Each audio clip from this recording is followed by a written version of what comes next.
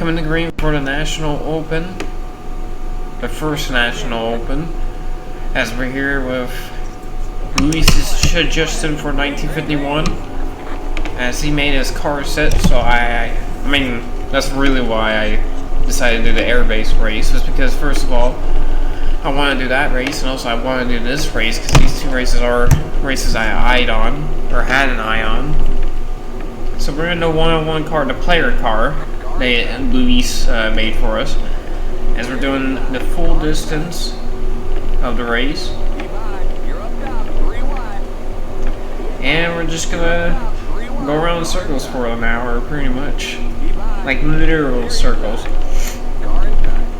Also, as you can also tell, there's not a lot of drivers, or a lot of documentary of the drivers that would have raced. Number-wise, there's a lot of names that actually are presented in Racing Reference and all that, but there's no actual numbers linked to them. But there are the cars, and that's all I care about. Because either way, I don't know who these people are. All I know is this is the race where they had that huge wreck coming to the start-finish line, where it lasted for almost a minute, I would say. And also, this would have been the race where there would have been 106 starters, and they would have lapped people on lap 1, which is insane. So not ice slip, ice slip was gonna be bad.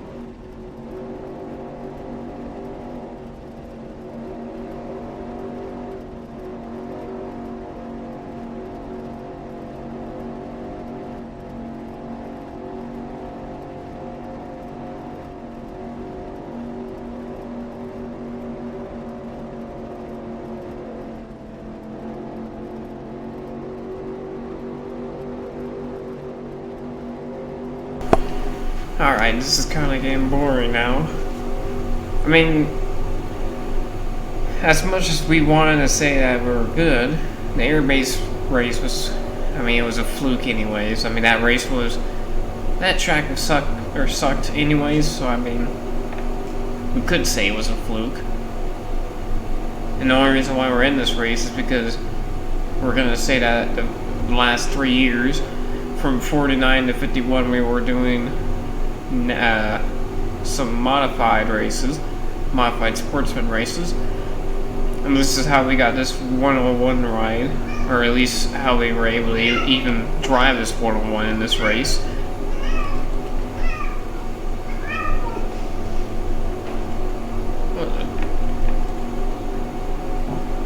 That's how we even got to this race in general, is because we won a couple of modified sportsman races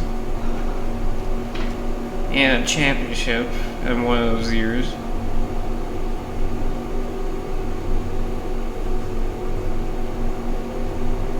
I don't know how you would get better at this track. You just kind of have to drive as low as you can. I think that's the only way you can really change your approach, which is actually working.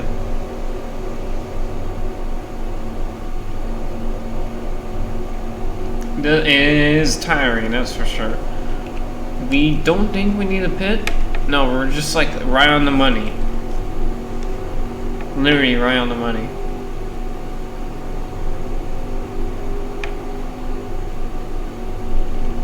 The real life race would have been halted early on lap 83 because of that humongous wreck. And then John Steffens would have flipped. No. Wait. I'm getting confused actually now. Somebody would have flipped. the number 51 car. Because there's way too many different... In the film, it gives a different name. On the documents, or at least flip list documents, it gives us a different name. It's all over the place.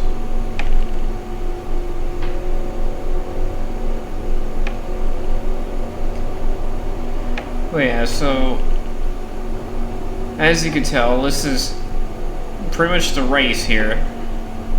Just you going in circles through the whole time. Obviously, in real life, you would have to worry about more problems, like cars wrecking out, which I try to make them wreck out more.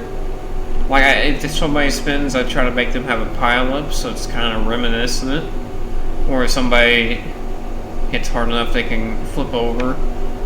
If it was a pile up, so it's kind of reminiscent of the real life race. And one thing I just kind of noticed from like the last couple times I've ever drove on this track does go up and down in this game. It doesn't bounce through here like it would have been in real life, but there is some elevation change that you can tell is happening. Like right here, we're going up. It just leveled out. Now we're going kind of up. Still going up a little bit, and then we're going back down, leveling out, and then kind of going back down again. So there's a little bit of elevation change. It's just not a lot. Like right here, there's not the whoop section that people went through that caused them to get sickness. I forgot what it was called. I think it was called Puke's Hollow. Puke's Hollow. I don't know why I had my... It's like a tongue twister for me for some reason. I was talking too long. But yeah, so this was a request by Luis. He made a car set for me. It's only fair that I do it. And since it is only 100 laps, I mean, I did do the 100 laps for Firecracker 100. I did do the 133 laps for the Big Apple Source 100. That the collector gave us the request on that one. So it's only fair that I can do a 100 lap race. The full 100 that would have been scheduled. And somebody's blowing up right there. Again, not a lot of information of everybody's name on car. There's a lot of names, but no cars to link up with. That's really the problem of doing this set, but I didn't care as long as I had the cars to do it. It also seems like we're starting to get a good car right now, a good long run car, as we're starting to make some positions up. Again, when I said that earlier, when I said this was pretty much it, I mean this is pretty much it for NR, just going left the whole time. But in real life, you would have to do a lot more, as said before, with Puke Hollow and cars crashing once in a while, even periodically going through the guardrail. Like there's been at least 2 that I know, where in this race somebody went through the guardrail, and in a convertible race somebody went through a guardrail. I think 57, 56, I can't remember what year exactly.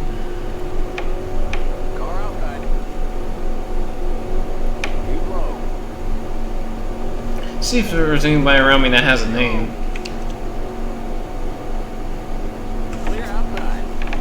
This 16 has a first name. I believe that's the one that starts with his first name is Tommy. And they got Holtzhauer, Hewer, I don't know how you say that name. And you just got a bunch of random stars from that time period, or random people. Because I think it was a mixture of random stars and just people in general from areas and the areas for modified sportsman races and stuff like that. And obviously not all of them would have became...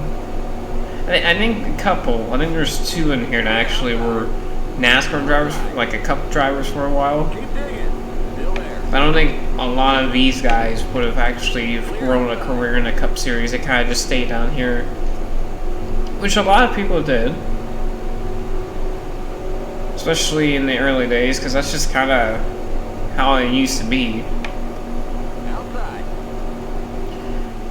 And even sometimes Cup drivers will come back down in the sportsman races and do them races. Like the Permatex 367, we had Yarbrough, we had Pascal, we had Goldsmith, we had Curtis Turner.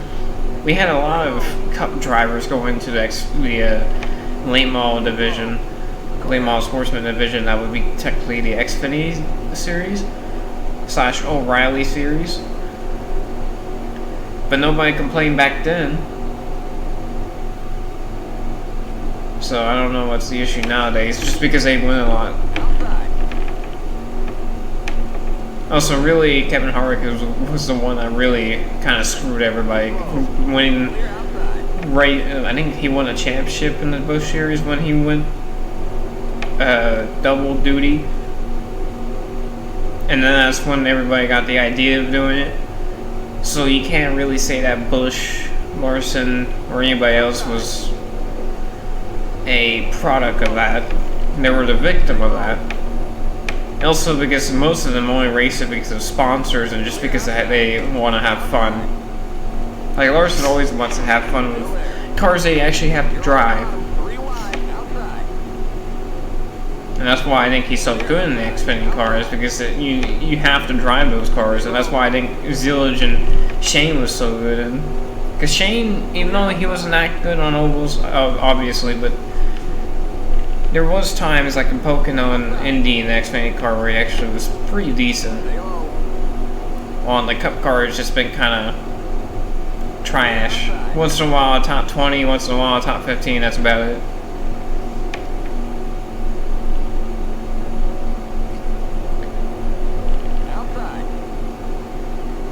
And that's what the problem with the next gen is.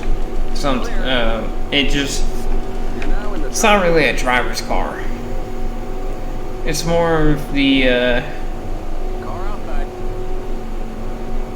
who gets it right that week. While in the Cup car, in the Gen 6 era, even though it was kind of like that, it was more if you had to be on it the whole year. And that's pretty much what Larson did in 2020 or 2021. And everybody's like, "Oh, that one should have never happened." It's like if he won 10 races, I would expect him to be at least around a champion. And he kept his standings up. He didn't falter. He didn't falter at all. So can't get mad at him for being good that year. And he almost came back in 2023 and. Even did he make it? No, he didn't make it in 2024. He was close. He just needed to win Martinsville, and he would have had a chance to try to beat Joey, who actually is an undeserving champion. 2015 was the only legitimate chance I would have said, yeah, that was a champion right there. And then people are like, oh. When I say something about Logano sucking, they always talk about everybody else driver. I'm like, your driver was in 16th. 16th. It doesn't mean anything if he's in 16th and winning the championship. That's just you giving him a championship.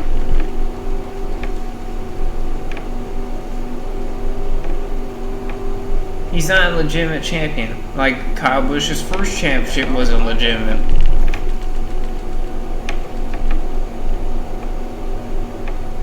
Martin Truex Jr.'s championship in 2017 and Kyle Larson's championship in 2021 are the only legitimate championships we've had in this format. Because they would have won in every single category, every single points category, every single standings from the beginning of NASCAR all the way up to now. Keep it up, keep digging, outside. Still there. Clear. In all points format, those two are the only ones in this era points format, they would have actually won the championship. And that's what pisses me off of people, because they act like it doesn't matter, even though their champion is, or their driver finishes 16th in the point standings and somehow gets a championship. Like, that makes any sense. And that's why they pick that driver, so then they can be like, oh, I won a championship. Because it's pretty much just cheating people out of championships. Outside. Here on this lap car on the apron, pretty much. Wonder if anybody's gonna wreck. I try to make them try to wreck, but I don't know if it's actually gonna work. Do we got a pit at all? No, we're still pretty good. Clear. 68 laps. Oh, is the leader? Oh, the leader is actually very close to me. That's not good. Oh no. Well, can't have them all, I guess. I mean, at least I have a pretty decent difficulty, and I do appreciate Luis, because he actually made the ratings actually pretty good, because you have the very slow cars and you have the very fast cars, and then you have me, a midfield car. See, that's why I'm saying, like, the old NR 2003 members are saying that this community is dying because they don't put too much work into it. And it's like, Luis here put time into his ratings, and it's doing pretty much perfect old NASCAR sportsman division type like races, where there's the slow cars and there's the fast cars, and then there's the medium cars. There's no one group of cars, Inside. like sometimes with mine. Still there. Thing is, I put the ratings throughout the years, so that's why it's a lot more grouped up. Well, here he's doing it for one race, and even with that, they did a great job replicating this. Because look at that, the leader of Wally Campbell is about the lead, or lap 39 twice within the first 36 laps. So I think that's pretty good. I mean, we're starting to find something here that actually help us drive better. But it ain't like we're driving away from Campbell. He's still right there. Clear.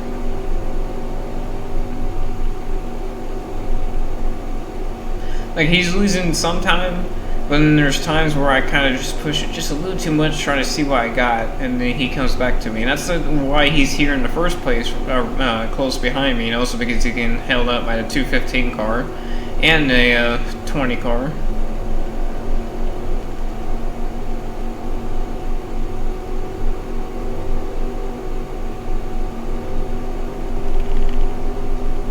And they say that the younger part of the community can't keep this game alive. This is what keeps the game alive. These obscure events being able to be recreated because people put time and effort into them. That's why I made the 60 set, even though I wasn't originally gonna at least release that set. I was just making a couple of cars for it, just so I could do races with it. But then I was like, oh, well, I'm already halfway done. Might as well finish. Like, 61 set I made out because I wanted to get close as possible with what I had, and then 60 I was like, since I'm already halfway here, I might as well finish it. Now 59, I'm waiting for a mod to come out first, because I really want, and I know DMR, they've done a lot of good stuff, but if they could make a 1959 mod where they can make generic models to where you can have convertibles race against hard tops. 1959 Daytona 500, here we come. Even if they don't and they just make the convertible and hardtop versions, that would still that would be great. That would be amazing. Because I at least could do kind of like a weird way of doing the duels, because there was a convertible duel and a hardtop duel, and I could do some weird flex with it where I could at least get the duels realistic enough, and I'd be like, that's good enough for me. Also, so I can actually do a 59 like season, because I did it originally, but I didn't know that the Daytona race wasn't like an official convertible race. It was technically a duel, and some of the other races like Martinsville was a combined race. That's why I wish there was a combined mod, and that's why I hope that happens, so that I can make a full 1959 season of convertibles, because that'd be amazing. I know I'm asking a lot, but if somehow we can get that, I appreciate it. That's all I gotta say. And that would, and the reason why I'm saying DMR, because I know if I have any chance possible, they're probably the best bet to even ask, because they're on top of everything. Their products, their mods, A tier, S tier, a lot of S tier, and a lot of A tier. No B tier or below. It's either A or S. It's always hit. They know what they're doing. Else my foot's starting to itch. Hopefully I don't accidentally spit myself out on purpose and get a caution. No, that wouldn't work anyways. But these lap cars are helping. These lap cars are actually helping me here. Because they're letting me catch up to some of these guys that are getting held up by other people, because you got the lap cars getting held up by other lap cars, and you got people on the lead lap being held up by those lap cars getting held up by the other lap cars. It's just a gaggle mess, pretty much. I just hope somebody would wreck, because then at least we have something. Somebody, like, if somebody flips over, that'd be even better. Be realistic to at least some point. Because I don't want to keep going green the whole race. I want at least one accident. If we can get one accident with the AI, it'd be gold. Even, I mean, if I accidentally wreck them, that would count too. But if I don't want to intentionally wreck them. But if I actually do, then that'll be fine with me. I know you're gonna check it, bud. I'm trying to get even further down. Thank you. Thank you, brother. I'm here for the same reason you are.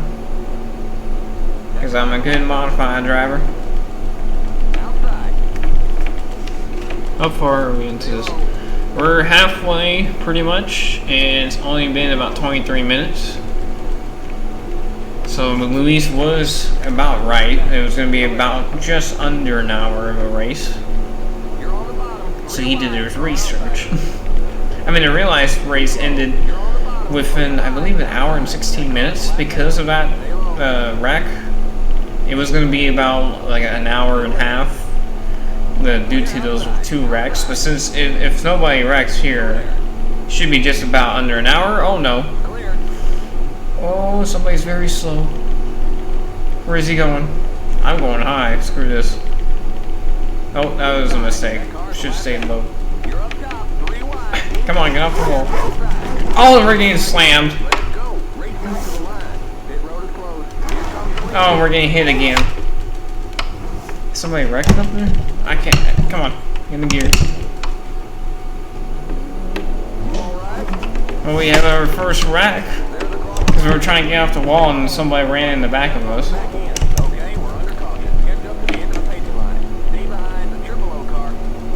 Well, I mean, doesn't bother me. At least we got some type of yellow. I mean, I can still, if I can not mess up on this next restart, because I should be first on the inside line.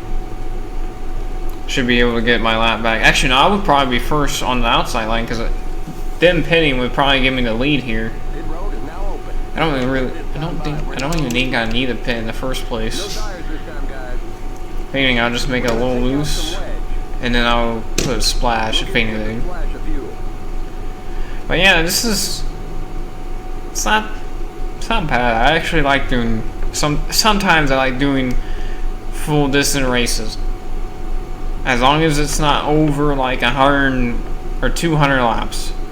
Which was a mistake when I did the Gwen Staley 1959 race. I should have done the full 160 if I knew I was going to do the video like that. I might as well have done 160 laps, but I was dumb. But yeah.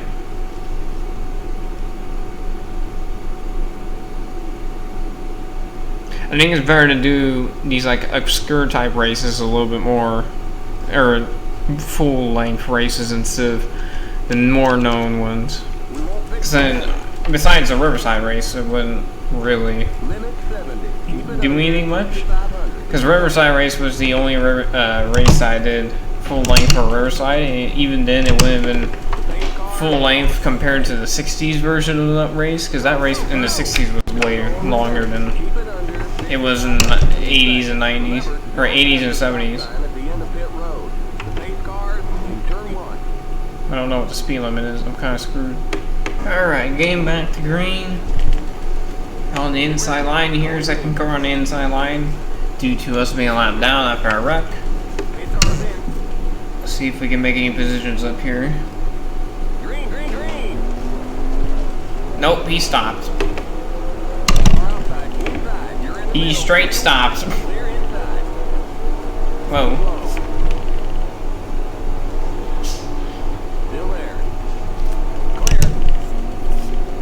Oh yeah, their cars are way faster than mine. Jesus. I would like to get back to the bottom, please. Thank you.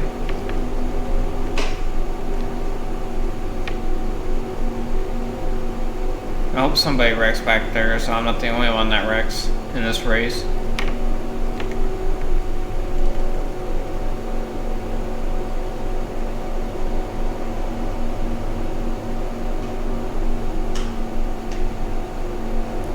Oh, why is it not turning like it's supposed to?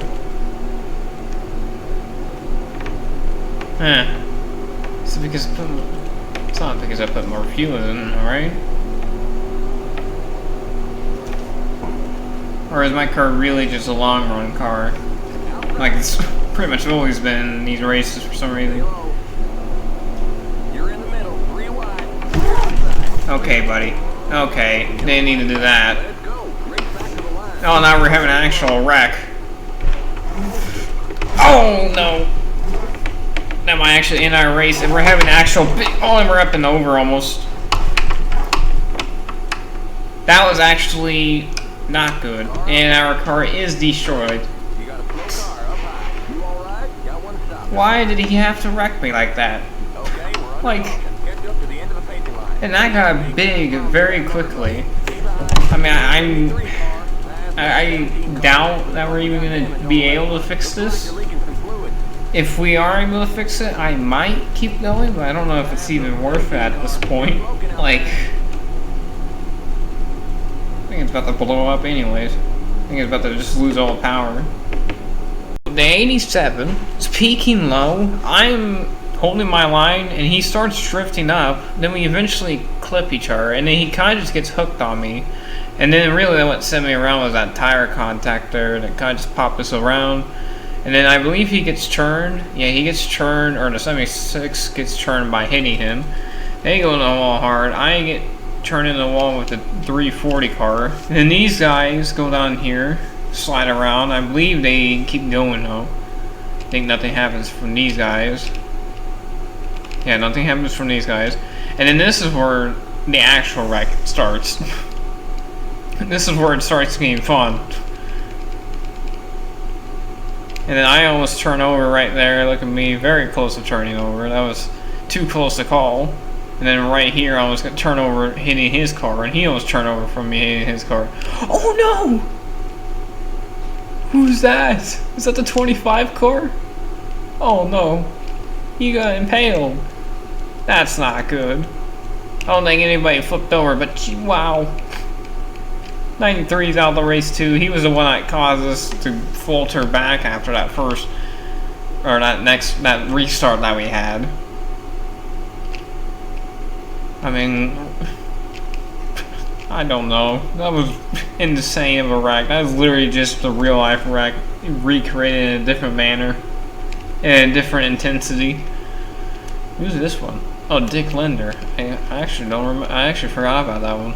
I think him and Niblet, I believe, kind of were more known, but in a wrong way. And Wally Campbell actually, in the 6 car, no, not the 6 car, the 1 car actually did some good. I think he actually had some cup attempts. Keep forgetting on that too. It is damage from the first I believe our crash. I believe he was involved in it. Somebody coming out pit lane, as you see there. Come on, just somebody wreck horrifically, please. I would like just one more crash, even if it's just a spin, just something where it doesn't look like I just suck at driving. Nah, that's not gonna happen. But Bond here in the number X car would win. Actually, in real life, this car would have won, but it would have been a replacement driver a driver that wrecked earlier, not wrecked earlier. He had some issues with his own car. He then switched drivers, I believe under a red flag of, I believe when the first flip happened, or under caution at least. They switched drivers, and then the guy got in the car and won with this car after the whole wreck. But I made it for this video. Sorry, Luis, that we couldn't have won. Again, sorry, bud. But it was fun. And we had a pretty realistic, besides getting impaled, pretty realistic representation of the race, pretty much. I enjoyed it. Thanks for making the set. Don't think I'm mad about wrecking or I'm disappointed that we wrecked. I'm fine. That was a great race. I love that. That's why I want more of. That's why I really want the 1959 Daytona 500 to be able to